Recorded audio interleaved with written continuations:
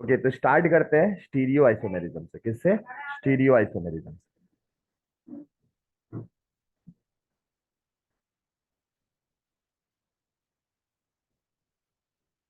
ठीक है, चलो। तो स्टीरियो आइसोमेरिज्म क्या होता है? तो ये आप लोग को तो एक जनरल तो बताए हुए हैं। क्या बताए थे कि थ्री डायमेंशनल स्पेसिंग जो होता है एटम्स का वो क्या होता है? डिफरेंट होता है। ठीक है, मतलब इसका मॉलिक्यूलर फॉर्मूला सेम होगा। ठीक है, और जल्दी जल्दी नोट भी करते चलना, क्योंकि बहुत आसान सा नोट टाइप का लिखाएंगे। ठीक है, इजी वे में, है ना। मॉलिक्यूलर फॉर्मूला सेम होगा। ठीक है, स्ट्रक्चरल फॉर्मूला सेम होगा। स्ट्रक्चरल फॉर्मूला मतलब समझे ना, बॉन्ड, मतलब बॉन्ड पोजीशंस वही होगा, बॉन्ड पोजीशंस चेंज नहीं करेगा। ठीक है, स्ट्रक्चरल आइसोमेरिज्म के केस में बॉन्ड पोजीशंस चेंज करता था, इसमें बॉन्ड पोजीशंस चेंज नहीं करेगा, बॉन्ड पोजीशंस सेम रहेगा। ठीक है, तो स्ट्रक्चरल फॉर्मूला आपका सेम रहेगा। डिफरेंट क्या रहेगा? डिफरेंट रहेगा three dimensional spacing of atoms in the molecule, in the molecule. ठीक है, इन द मॉलिक्यूल।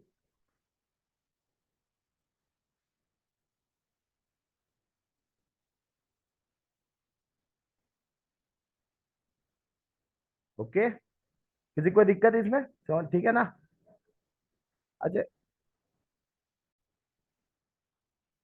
ओके। तो three dimensional spacing of atoms, हाँ, एटम्स इन द मॉलिक्यूल, ये क्या होगा आपका? डिफरेंट होगा। कोई दिक्कत? अब देखो, इसमें आप लोग को ध्यान क्या क्या चीज रखना है वो चीज पहले समझा देते हैं। ठीक है, इसका क्लासिफिकेशन, इसका क्लासिफिकेशन अभी तक जो बताए थे इसको हम थोड़ा सा डिफरेंट कर रहे हैं। ठीक है, स्टीरियो आइसोमेरिज्म। ठीक है, इसमें क्लासिफिकेशन में एक आपका कॉन्फर्मेशनल बताए थे। ठीक है, वो वैसे ही रहेगा। कॉन्फर्मेशनल बताए थे, और एक आपको हम कॉन्फ़िगरेशनल बताए थे। क्या बताए थे?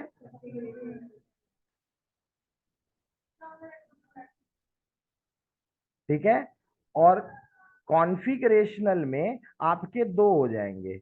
एक हो जाएगा ऑप्टिकल, लेकिन ऑप्टिकल भी हम इसको जो है ना डायरेक्टली नहीं बोलेंगे। ठीक है, कैसे बोलेंगे इसको, कैसे डिवाइड करेंगे, तो वो चीज समझ लो। ऑप्टिकल आइसोमेरिज्म एक कर लो, और एक ज्योमेट्रिकल कर लो। एक कौन सा कर लो? ज्योमेट्रिकल। लेकिन एक बात का ध्यान देना है तुम लोग को, ऑप्टिकल में दो अलग से पार्ट हम कर रहे हैं। एक है इनैंसियोमर्स, इनैंसियोमर्स। ठीक है, और एक पार्ट जो हम कर रहे हैं डायास्टीरियोमर्स कर रहे हैं। क्या कर रहे हैं? डायास्टीरियोमर्स। लेकिन एक बात याद रखिएगा, diastereomers can also be non optical, मतलब जो ऑप्टिकल एक्टिविटी को शो ना करे।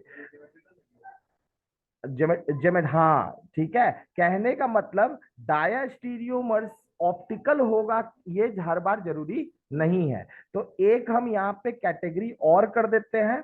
ठीक है, वो कैटेगरी अलग से हो जाएगा नॉन ऑप्टिकल डायस्टीरियोमर्स का। किसका हो जाएगा? नॉन ऑप्टिकल, लेकिन क्या होंगे? डायस्टीरियोमर्स।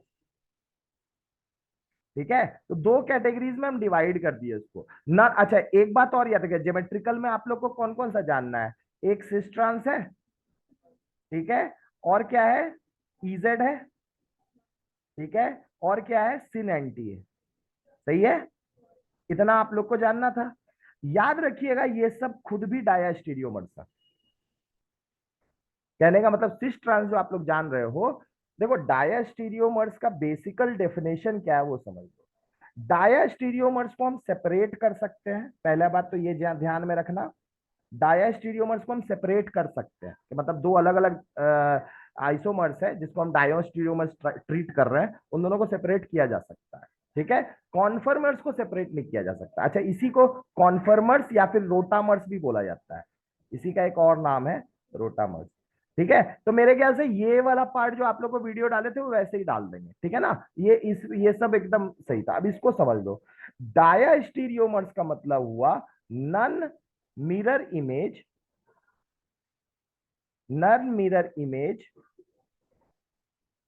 ठीक है, and non superimposable also, non superimposable also, ठीक है। मतलब कि जिस दो आइसोमर्स को हम डायास्टीरियोमर्स ट्रीट करेंगे, ठीक है, वो लोग नन मिरर इमेज होने चाहिए, दूसरा नन सुपर इम्पोजिबल होने चाहिए अपने मिरर इमेज के साथ, दोनों कैटेगरी। ऐसे आप लोग को जो बताए थे ऑप्टिकल में क्या होता है, ऑप्टिकल में होता है कि मिरर इमेज जो होगा, मिरर इमेज होगा, ठीक है, प्लस नन सुपर इम्पोजिबल होगा, प्लस क्या होगा, नन सुपर, हाँ, इम्पोजिबल होगा, ठीक है। लेकिन ऑप्टिकल में ऐसा है ना, डायास्टीरियोमर्स में वो लोग नन मिरर इमेज भी होंगे और साथ में नन सुपर इम्पोजिबल भी होंगे, और important, they can be,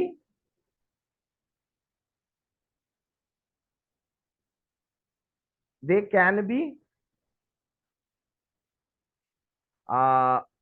optically active as well as optically inactive,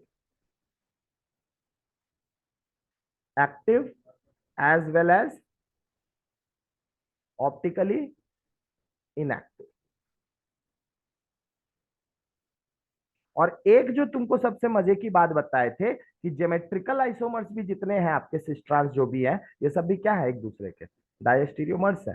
for example एक कंपाउंड सिस है, एक कंपाउंड ट्रांस है, वो नन मिरर इमेज भी है और ऊपर से नन सुपर इम्पोजिबल भी है, ठीक है। मतलब वो दोनों आपको आपस में क्या है, आप डायस्टीरियोमर्स है।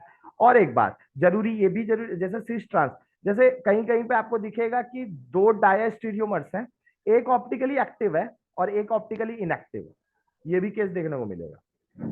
समझ में आ रहा है ना, मतलब आप डायास्टीरियोमर्स आपको कैसा भी मिल सकता है, ऑप्टिकली एक्टिव भी मिल सकता है, ऑप्टिकली इनएक्टिव भी मिल सकता है। कहने का मतलब दोनों डायास्टीरियोमर्स एक रिलेटिव टर्म है, हम एक दूसरे को कंपेयर करते हैं कि दोनों में से कौन डायास्टीरियोमर्स है। क्लियर है ना, कोई डाउट इसमें, इतना चीज क्लियर समझ में आ गया, आगे बढ़े, चलो एक देखते हैं। अब यहाँ पे जो इंपॉर्टेंट पार्ट है उसको पहले समझ लो। तो ऑप्टिकल में मेरे ख्याल से ऑप्टिकल क्या होता है, तो आप लोग को ऑप्टिकल एक्टिविटी क्या होता है ये पहले बता दिए थे, है ना, और फिर से एक बार बता देते हैं। ऑप्टिकल एक्टिविटी ये क्या होता है, तो हम किसी ऑर्डिनरी लाइट को, हम किसी ऑर्डिनरी लाइट को किसके थ्रू पास कराते हैं, निकोल प्रिज्म के थ्रू, किसके थ्रू पास कराते हैं, निकेल प्रिज्म के थ्रू। निकोल प्रिज्म से पास करने के बाद ये लाइट पोलराइज्ड हो जाता है, बेसिकली निकोल यहाँ पोलराइजर की तरह काम करता है, और ये क्या हो जाता है आपका, पोलराइज्ड हो जाता है, ठीक है, polarised and move in a plane, in a plane, ठीक है। ऑप्टिकली एक्टिव कंपाउंड्स किसको बोलेंगे, तो ऑप्टिकली एक्टिव कंपाउंड्स बोलेंगे, optically active compounds are those, compounds are those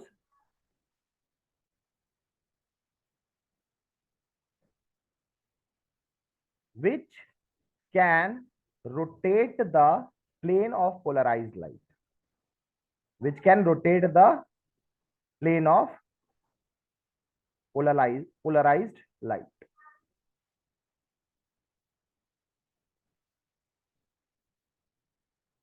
ठीक है,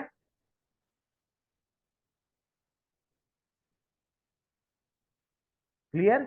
अच्छा, इसमें ऑप्टिकल एक्टिव में आपको क्या ध्यान देना है, ऑप्टिकल एक्टिविटी में आपको क्या और ध्यान देना है, तो ये प्लेन ऑफ पोलराइज्ड लाइट है,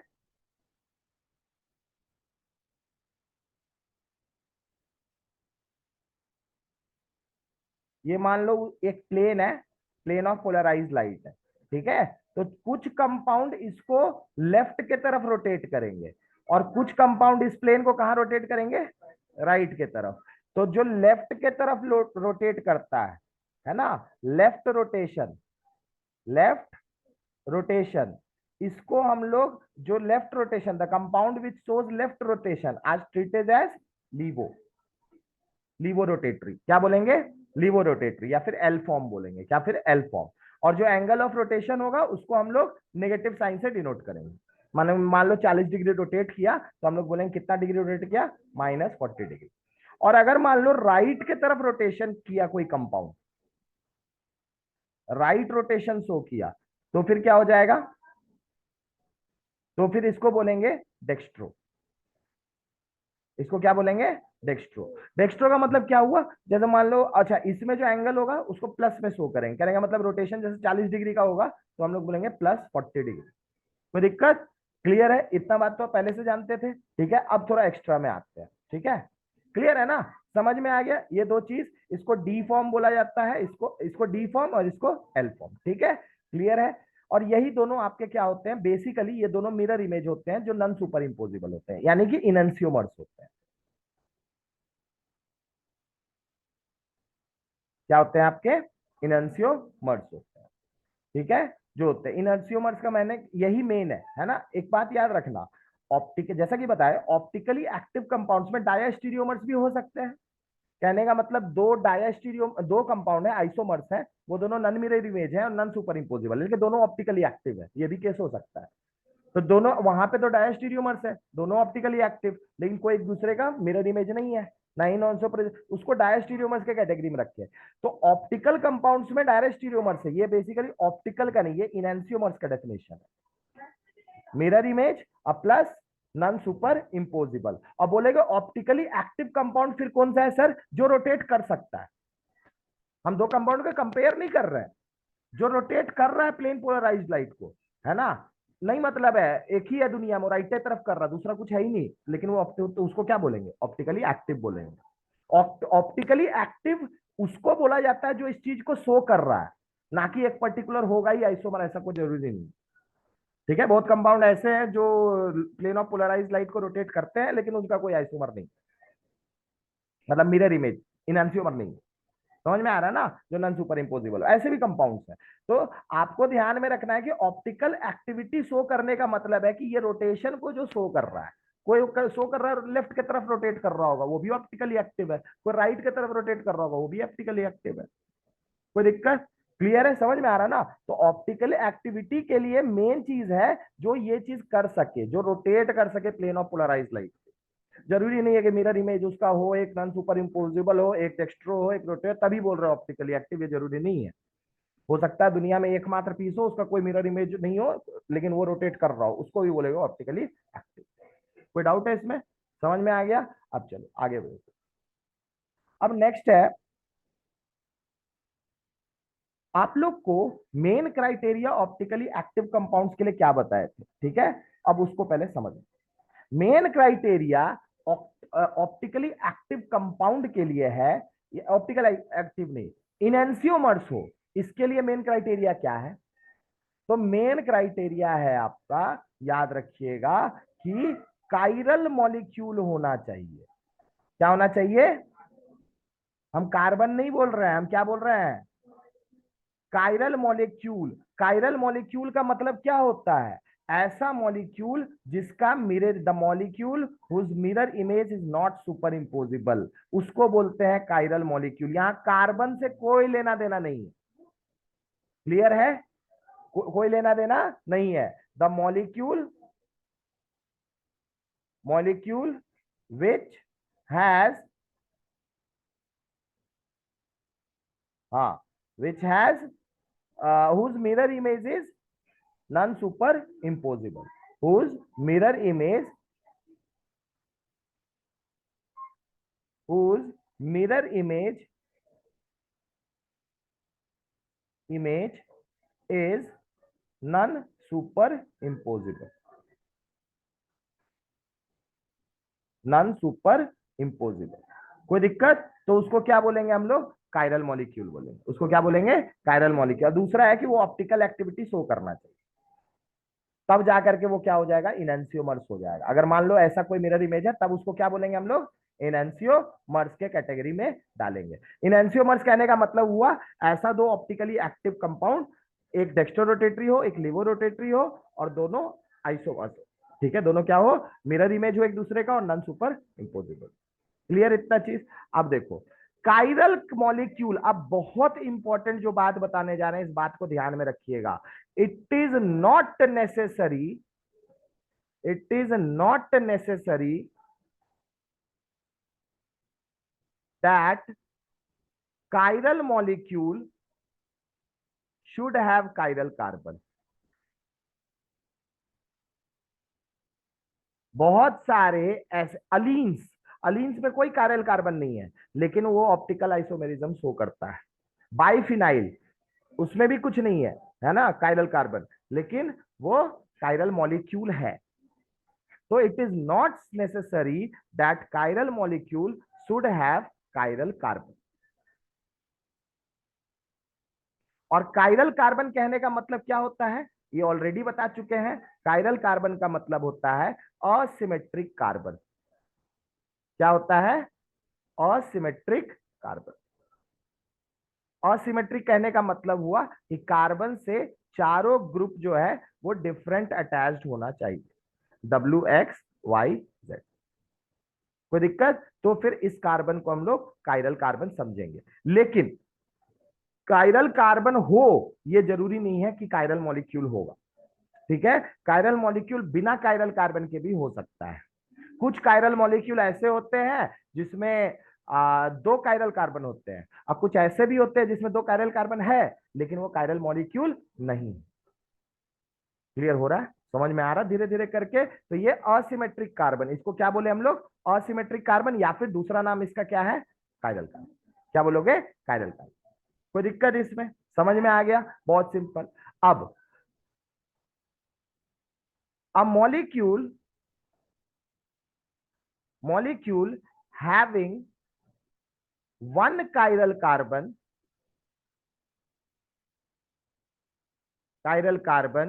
is a chiral molecule। ये बहुत इंपॉर्टेंट है। ठीक है, एक काइरल कार्बन अगर है किसी मॉलिक्यूल में तो फिर वो काइरल होगा, ये बात पक्का है। समझ में आ रहा? भले नहीं है काइरल कार्बन तो भी काइरल मॉलिक्यूल हो सकता है ना? लेकिन ऐसा कोई मॉलिक्यूल है जिसके पास सिर्फ क्या हो, एक, ओनली वन काइरल कार्बन हो, तो वो काइरल मॉलिक्यूल होगा, ये बात पक्का है। मतलब it will have, it will show enantiomerism आप बोल सकते हो, या फिर optical isomerism. It will show optical isomerism. तो ऑप्टिकल आइसोमेरिज्म। अच्छा, ऑप्टिकल आइसोमर्स कहने का क्या मतलब है, इस बात को ध्यान रखिएगा। ऑप्टिकल आइसोमर्स कहने का मतलब हुआ कि सारे ऑप्टिकल एक्टिव हैं और प्लस चारों का डिफरेंट थ्री डायमेंशनल स्पेसिंग हो, है ना? कहने का ये अभी समझाएंगे। ठीक है, तो it will show optical isomerism. कोई दिक्कत? आइसोमेरिज्म ये शो करेगा। ठीक है, अब चलो तुम लोग को क्वेश्चंस करवाते हैं। ठीक है, क्वेश्चन जल्दी जल्दी बताते चलना। ठीक है बेटा, पहला CHHCl Br H, क्या ये ऑप्टिकल आइसोमेरिज्म शो करेगा? नहीं शो करेगा। ठीक है, अच्छा, ये नहीं शो करेगा ना जी? ठीक है, नहीं शो करेगा। क्यों? क्योंकि दो ग्रुप आपको सेम दिख रहा है, तो दो ग्रुप सेम दिख रहा है, इसका मतलब ये ऑप्टिकल आइसोमेरिज्म को शो नहीं करेगा। ठीक है, आगे बढ़ते हैं। अब बताओ, CBr Br Br करेगा? नहीं करेगा। मतलब ये वाला भी ऑप्टिकल आइसोमेरिज्म शो नहीं करेगा, ये भी नहीं करेगा। मेन क्राइटेरिया, एक मॉलिक्यूल के केस में तो आप लोग को दिक्कत नहीं होगा। कहने का मतलब है कि आप आसानी से बता दोगे। अब जैसे ये वाला ग्रुप है CCl HBrOH, करेगा? ये करेगा शो, क्योंकि ये काइरल कार्बन है और एक काइरल कार्बन है, इसका मतलब ये शो करेगा। कोई दिक्कत? तो it will have optical isomers. अगर कोई कुछ क्वेश्चन पूछेगा कि इसके ऑप्टिकल आइसोमर्स कितने होंगे, क्या बोलोगे? गिनने के लिए दिया, ऑप्टिकल आइसोमर्स कितने होंगे? दो, एक डेक्स्ट्रो एक लीवो, एक डेक्स्ट्रो एक लीवो। कोई दिक्कत? क्लियर हो रहा? समझ में आ रहा है? आपसे ऑप्टिकल आइसोमर्स पूछा, ऑप्टिकल आइसोमर्स कितना होगा इसका? एक डेक्स्ट्रो रोटेटरी, एक लीवो रोटेटरी। एक होगा जो प्लेन ऑफ पोलराइज्ड को राइट की तरफ रोटेट कर रहा होगा, और एक मॉलिक्यूल होगा जो इसको ठीक है। अब देखो इसमें बेसिकली हम लोग चेक कैसे करते हैं, इस चीज को हम ऑलरेडी बताते हैं, it will show optical isomerism, it will show optical isomerism. ठीक है। अब थोड़ा सा ध्यान दो यहाँ पे, ऑप्टिकल आइसोमेरिज्म क्लियर हो गया। देखो हम लोग कैसे चेक करते हैं मिरर इमेज को, पहले how we check for mirror images, how we check for non superimposable, non superimposable mirror images, mirror images.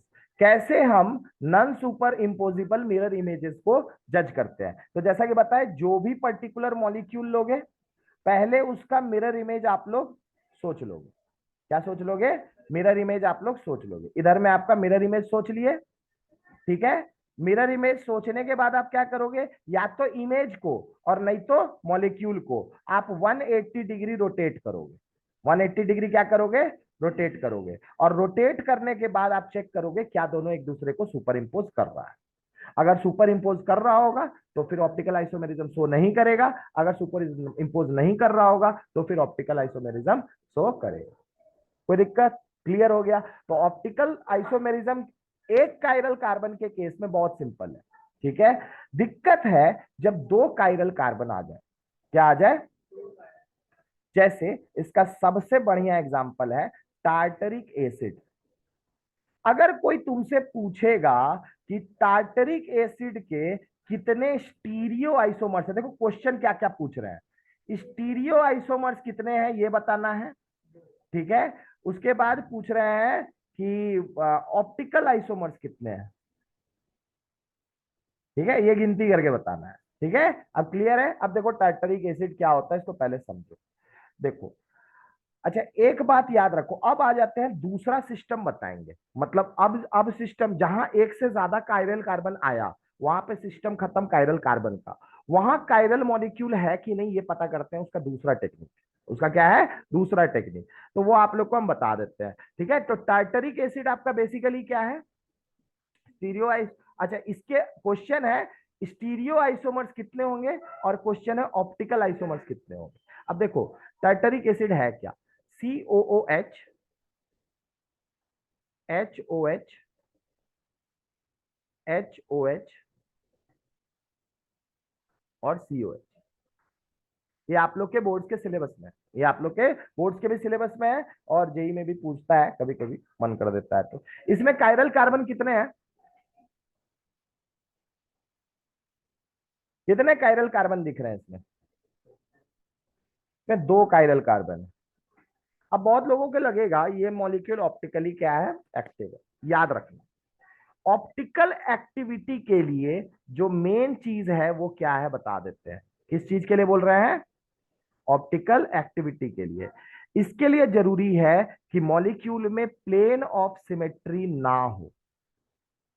Plane of symmetry कहने का मतलब हुआ कि एक पर्टिकुलर कोई प्लेन हो जिसके अबाउट में ऊपर और नीचे तुम मॉलिक्यूल को जज करो तो फिर वो सेम दिखे। तो एक ऐसा प्लेन जो मॉलिक्यूल को इक्वली डिवाइड कर दे, ठीक है, ऊपर और नीचे बिल्कुल सेम दिखे, उसको बोलते हैं हम लोग। अब यहाँ पे देखो, अगर एक प्लेन हम इस तरीके से रख दे, ऊपर और नीचे इस प्लेन का चेक करो, क्या एकदम सेम दिख रहा? कोई दिक्कत? मतलब यहाँ पे प्लेन ऑफ सिमेट्री है, यानी कि ऑप्टिकली इनएक्टिव है।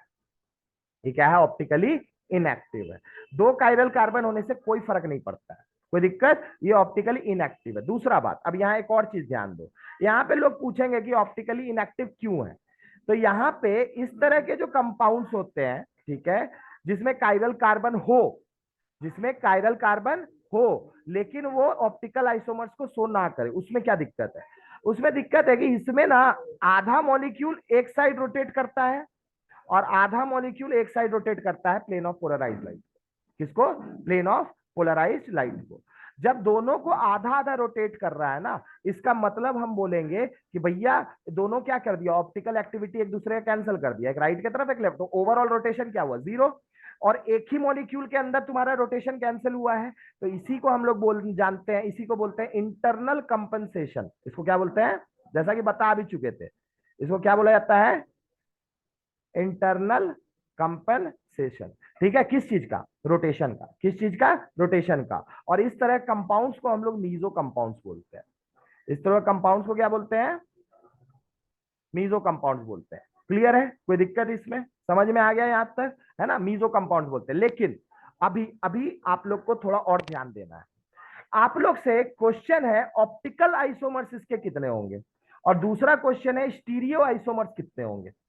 ठीक है, दोनों क्वेश्चन है। स्टीरियो आइसोमर्स के अंदर आपका डायास्टीरियोमर्स भी आ जाता है। कहने का मतलब है कि ये ऑप्टिकली इनएक्टिव है, लेकिन ये अगर मान लो कोई मॉलिक्यूल है उसके साथ अगर शो करे, जैसे मान लो एक हम इसका अब दूसरा देते हैं, सेम टाइटरिक एसिड COOH, यहाँ पे हुआ H, यहाँ पे हुआ OH। ठीक है, अब उसका उल्टा कर दिए, ये OH और ये H और नीचे COOH। अब बताओ, ये भी टार्टरिक एसिड ही है, लेकिन क्या इसमें प्लेन ऑफ सिमेट्री है? ठीक है, दो चीज जरूरी है याद रखना, प्लेन ऑफ सिमेट्री ना हो, दूसरा सेंटर ऑफ सिमेट्री ना हो। एक और क्लास लेंगे उसमें दो और चीज है इंपॉर्टेंट, वो भी बता देंगे। ठीक है, पहले ये दोनों चीज तो मस्ट है, ना होना चाहिए। ठीक है, और भी कुछ कंडीशंस है। ठीक है, लेकिन उतना अभी आप लोगों को डीप ले, पहले नॉर्मल जान लो। सी सेंटर ऑफ सिमेट्री ये क्या है? तो मतलब मॉलिक्यूल में कोई ऐसा एक सेंटर हो जहां से दो ग्रुप बराबर दूरी पे आ रहा हो। हर एक ग्रुप कहां पे आ रहा हो? बराबर दूरी पे, दो ग्रुप बराबर दूरी पे, दो सेम ग्रुप बराबर दूरी पे आ रहा हो, तो फिर उसको बोलेंगे सेंटर ऑफ सिमेट्री। ठीक है, इसी तरह एक्सिस ऑफ सिमेट्री होता है, एक और होता है सिमेट्री। तो आप लोग को generally plane of symmetry, centre of symmetry से ही काम रहेगा। ठीक है, अब देखो यहाँ पे कोई प्लेन ऑफ सिमेट्री है? नहीं है। अगर प्लेन ऑफ सिमेट्री या सेंटर ऑफ सिमेट्री नहीं है, मतलब ये मॉलिक्यूल कैसा होगा? ऑप्टिकली एक्टिव होगा। मतलब इसका कोई मिरर इमेज होगा जो नॉन सुपर इम्पोजिबल होगा। अब थोड़ा सा ध्यान दो, इस मॉलिक्यूल के आगे हम आईना लगा दिए, ये हाथ मेरा आईना है, ध्यान से देखो इसको। ठीक है, हाँ ये आईना है। अब बताओ मेरे को COH कहाँ होगा इसमें, मेरे आईने में? ऊपर? नीचे होगा? अब एक बात बताओ, OH किस तरफ होगा? मेरे हाथ में बताओ, उधर नहीं। OH इस तरफ होगा। हाँ, ऊपर वाला OH इस तरफ होगा। ठीक है, और नीचे वाला OH इस तरफ होगा। कोई दिक्कत? अब उस मॉलिक्यूल को रोटेट कर दो 180 डिग्री, उसको रोटेट करो या फिर इसको रोटेट करो, किसी को भी रोटेट, उसी को रोटेट करो। अगर मान लो उसको रोटेट कर दोगे, ठीक है, तब OH किस साइड चल जाएगा? इस साइड, अपोजिट हो जाएगा। अभी OH मेरा मिरर इमेज में इस तरफ दिख रहा था, लेकिन ये मॉलिक्यूल, इस मॉलिक्यूल को अगर रोटेट कर देंगे 180 डिग्री तो OH अपोजिट साइड चल गया। तो इसका मतलब ये दोनों सुपर इम्पोज नहीं कर रहा है, नहीं कर रहा है, इसका मतलब ये ऑप्टिकली एक्टिव होगा। तो इसका एक ऑप्टिकली एक्टिव कंपाउंड भी फॉर्म होगा। कोई दिक्कत है? ऑप्टिकली एक्टिव कंपाउंड भी फॉर्म होगा। कोई दिक्कत है ना? जो मिरर इमेज होगा, जो क्या होगा इसका? Mirror image.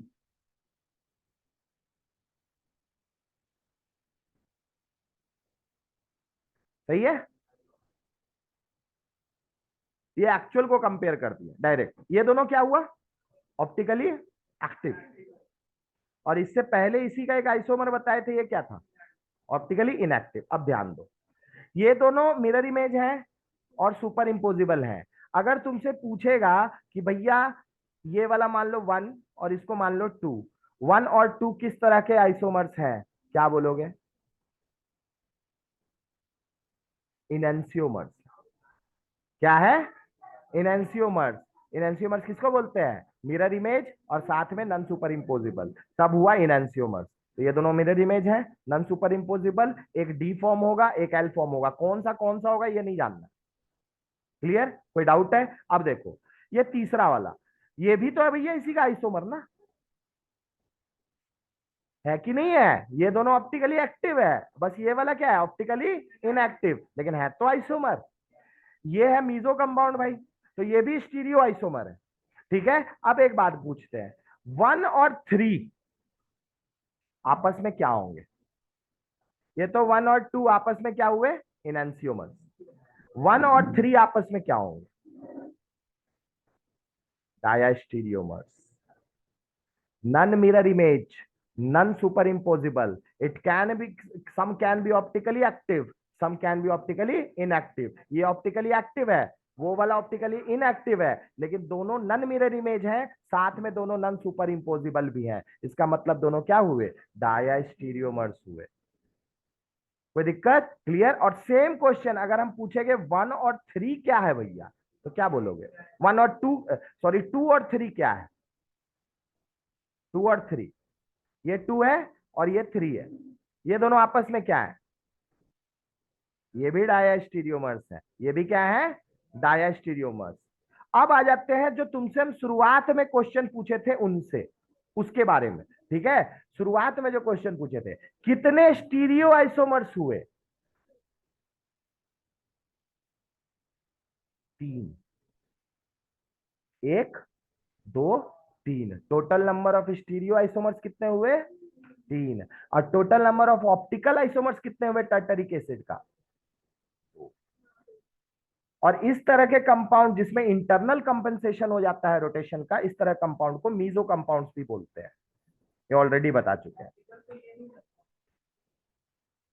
हाँ, तो ऑप्टिकल एक्टिव कंपाउंड कितना बना, 2, और इनएक्टिव कितना बना, 1। लेकिन तीनों स्टीरियो आइसोमर्स हैं, क्योंकि मीजो कंपाउंड्स को भी स्टीरियो आइसोमर्स के कैटेगरी में ही रखा जाता है। क्लियर, कोई डाउट है, समझ में आ गया। अब देखो इंपॉर्टेंट पॉइंट जो तुम लोग को वहां बताए थे उसको समझते हैं। अब देखो बात क्या था, जो आप लोग को एक्चुअली डायास्टीरियोमर्स के सेक्शन में नहीं समझ में आया था, वो क्या था कि अगर मान लो किसी मॉलिक्यूल में n number of chiral carbons है, तो फिर हम बोले थे कि वो 2 to the power n stereo isomers बनाएगा, स्टीरियो आइसोमर्स बनाएगा। जैसे मान लो टार्टरिक एसिड में कितना था बेटा, कितने कायरल कार्बन थे, तो इसमें टोटल कितने स्टीरियो आइसोमर्स बनने चाहिए थे, कितना बनना चाहिए था, 4 बनना चाहिए था, ठीक है। लेकिन इसमें बना कितना, 3 बना, टोटल कितना स्टीरियो आइसोमर्स, 3। दिक्कत यह था कि एक जो और था वो ऑप्टिकली इनएक्टिव था, अगर वो भी ऑप्टिकली एक्टिव हो जाता 4 बन जाता, और तब एक दूसरे का ऑप्टिकल वाला दूसरा दूसरा कंपेयर करते, तब उसको क्या बोलते, डायास्टीरियोमर्स बोलते। कहने का मतलब यह है कि ये पिछले केस में 2 to the power n tartaric acid में 2 कायरल कार्बन हैं, तो फिर ये इसके टोटल स्टीरियो आइसोमर्स कितने बनने चाहिए थे, 2 to the power that is 2 that is 4। लेकिन हुआ कितना, 3। क्यों ऐसा हुआ, क्योंकि हाँ एक पर्टिकुलर में प्लेन ऑफ सिमेट्री मिल गया, और प्लेन ऑफ सिमेट्री अगर मिल जाएगा मतलब वो क्या हो गया, ऑप्टिकली इनएक्टिव। तो मतलब प्लेन ऑफ सिमेट्री अगर किसी मॉलिक्यूल में मिल जाए, भले उसमें n number of chiral carbon हो, तो फिर ध्यान रखना कि जितने मॉलिक्यूल्स में प्लेन ऑफ सिमेट्री आ जाएंगे वो ऑप्टिकल आइसोमर फिर शो नहीं करेगा, तो उतने आइसोमर्स आपके घट जाएंगे। जैसे होता 4, 4 में से 4 जो तुम सोच रहे हो, एक तो में क्या मिल गया, इनएक्टिव, तो एक घट गया, कितने बचे, 3। कोई दिक्कत। और मान लो 2 होते, दोनों ऑप्टिकली इनएक्टिव, जैसे मान लो ये वाला केस भी अगर ऑप्टिकली इनएक्टिव मिल जाता, तब कितने हो जाते, 2। मतलब इसमें भी आपको प्लेन ऑफ सिमेट्री मिल जाता, तो प्लेन ऑफ सिमेट्री अगर मिल जाता तो फिर कितने हो जाते, एक और कम। तो जितना प्लेन ऑफ सिमेट्री मिलेगा उतना पेयर ऑफ इनएंसियमर्स कम कर देना है, ठीक है। और कंपाउंड्स भी कम हो जाएंगे, कंपाउंड्स भी क्या हो जाएंगे, कम। ये अच्छा, इसी चीज को ध्यान में रखने के लिए एक आरएस नोमेनक्लेचर है जो बताया जाता है। क्या बताया जाता है, RS nomenclature. Basically RS nomenclature हमें आइडिया दे देता है कि डायस्टीरियोमर्स कौन से हैं, और जैसे मान लो 4 इसमें बने, तो चारों में कौन कौन इनएंसियोमर होगा और कौन कौन डायस्टीरियोमर होगा, ये आइडिया लग जाता है आरएस नोमेनक्लेचर। कोई दिक्कत, आरएस नोमेनक्लेचर से इस चीज का आइडिया लग जाता है। तो जितने, अब क्लियर हो रहा है, समझ में आ रहा है। तो 2 to the power n बनाता, अब जैसे हम तुमको एक और एग्जांपल देते हैं, आप समझो। मान लो XYZ, ठीक है, UVW। अब बताओ इसमें कोई बेटा होगा आपका, इसमें ये है, नहीं है। अच्छा इसमें कितने हैं, 2 हैं, 2 है ना, कोई दिक्कत। इसका एक आइसोमर होगा, पक्का इसका एक आइसोमर हो जाएगा, कोई दिक्कत इसमें, क्लियर है ना, इसका एक आइसोमर। अब देखो एक को पलट दो, एक को पलट दो, कहने का मतलब ZW रहने दो, ठीक है, एक को पलट दो खाली, बस एक्स इधर कर दो, वाई इधर कर दो, बाकी वी यू वहीं रहने दो। तो नॉर्मल सा बात है, दोनों मिरर इमेज तो कभी नहीं होगा, है ना, क्योंकि हम एक ही को पलटते हैं, दोनों को पलटते तो भले हो सकता था। ठीक है, अब एक को पलटे हैं। अब ये भी बेटा आपका दो कायरल कार्बन है इसमें, और इसमें भी कोई प्लेन ऑफ सिमेट्री नहीं है, मतलब इसका एक बनेगा एल फॉर्म, मान लो ये डी हुआ तो, और इसका भी एक एल फॉर्म मान लो अगर ये डी हुआ तो मतलब टोटल नंबर ऑफ कितने हो गए आइसोमर्स, दो दो थे तो चार हो गए। उसमें से पेयर ऑफ इनैंसियोमर्स कितने हुए, दो। कोई दिक्कत, कहने का मतलब इसका एक जो मिरर इमेज होगा वो हो गया, और इसका एक जो मिरर इमेज होगा वो, तो ये दोनों आपस में क्या हुए, इनैंसियोमर। तो कितने पेयर मिले इनैंसियोमर, दो, दो पेयर क्या मिले, इनैंसियोमर। अब तुमसे अगर क्वेश्चन पूछेगा इसमें डायस्टीरियोमर्स क्या है, तो ये दोनों बेटा आपस में क्या है, और ये दोनों आपस में क्या है, डायस्टीरियोमर्स हुए। तो पेयर ऑफ डायस्टीरियोमर्स भी कितना मिला, लेकिन ये गारंटी नहीं है, इसी चीज को हम लोग जज करते हैं आरएस नोमेनक्लेचर से। हाँ, इस केस में गारंटी है, लेकिन और केसेस मॉलिक्यूल इसमें मतलब अलग अलग ग्रुप ही डाल दिए सब दोनों कार्बन में, कंप्लीटली डिफरेंट। क्या डाल दिया है, कंप्लीटली डिफरेंट। तो कंप्लीटली डिफरेंट डाले हैं तो भाई इसमें क्या मिला आपको, चार आइसोमर प्रॉपर मिल गया आपको, लेकिन यही टार्टरिक एसिड में नहीं मिला था। क्यों, क्योंकि एक पर्टिकुलर केस में आपको प्लेन ऑफ सिमेट्री मिल गया। कहने का मतलब है यहाँ पे इस केस में नहीं मिला, इसका एक मान लिया कि बनेगा कोई ऑप्टिकल, है ना, एनहांसियोमर, और एक आपको ये वाला जो केस था इसमें प्लेन ऑफ सिमेट्री मिल गया, तो मतलब इसका कोई ऑप्टिकली मतलब इनहांसियोमर नहीं होगा। ठीक है, क्योंकि ये ऑप्टिकल एक्टिविटी को शो नहीं करेगा। क्यों, क्योंकि इसके पास प्लेन ऑफ सिमेट्री है। कोई दिक्कत, इसके पास क्या है, प्लेन ऑफ सिमेट्री। तो मेन जो असली क्राइटेरिया है जिससे हम लोग पता करेंगे कि भैया ऑप्टिकल आइसोमर होगा कि नहीं होगा, तो उसके लिए मेन क्राइटेरिया है कि उसके पास प्लेन ऑफ सिमेट्री नहीं होना चाहिए और सेंटर ऑफ सिमेट्री नहीं होना चाहिए। कोई दिक्कत, और सेंटर ऑफ सिमेट्री भी नहीं होना चाहिए।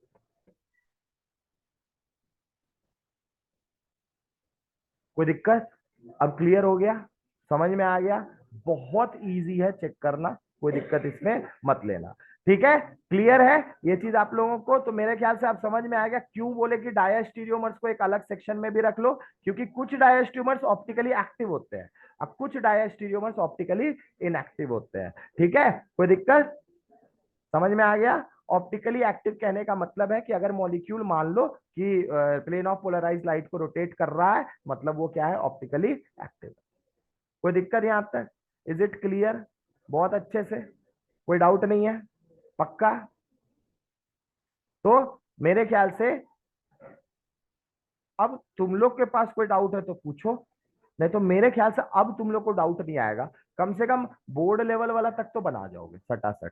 हाँ, जेई वाले में तुमको आरएस नॉर्मल नॉर्मल सा बात है, बोर्ड्स में आरएस नोमेनक्लेचर नहीं पूछता है, लेकिन जेई में पूछेगा।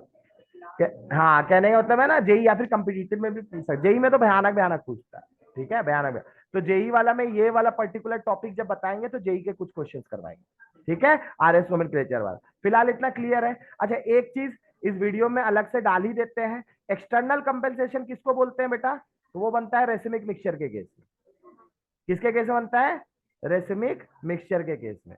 रेसिमिक मिक्सचर किसको बोलते हैं, a mixture, equimolar mixture of, equimolar mixture of D and L form of isomers, D and L form of isomers,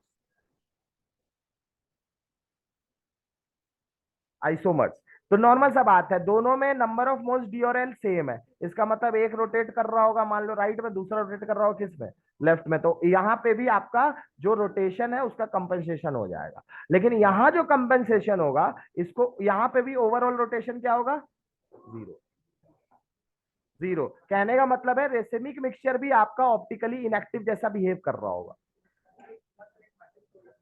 ठीक है, क्यों, क्योंकि जो सॉल्यूशन लिए होगे उसके थ्रू जो plane of polarised light pass कराओगे, वो प्लेन वैसे का वैसे ही तुमको दूसरा एंड में भी दिख रहा होगा। क्यों, क्योंकि अंदर में जितना रोटेशन क्रिएट हो रहा है उतना रोटेशन अपोजिट डायरेक्शन में भी क्रिएट हो जाए। कोई दिक्कत, तो यहां पे भी ओवरऑल जीरो, क्या, ओवरऑल जीरो रोटेशन। कोई दिक्कत, ओवरऑल जीरो रोटेशन होगा। अच्छा, यहाँ पे यहाँ पे जो कंपनसेशन हुआ रोटेशन का, उसको क्या बोलते हैं? एक्सटर्नल कंपनसेशन ऑफ रोटेशन बोलते हैं। क्या बोलते हैं?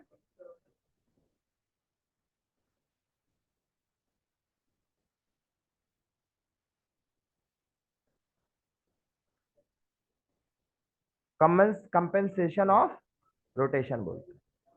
ठीक है, क्या बोलते हैं?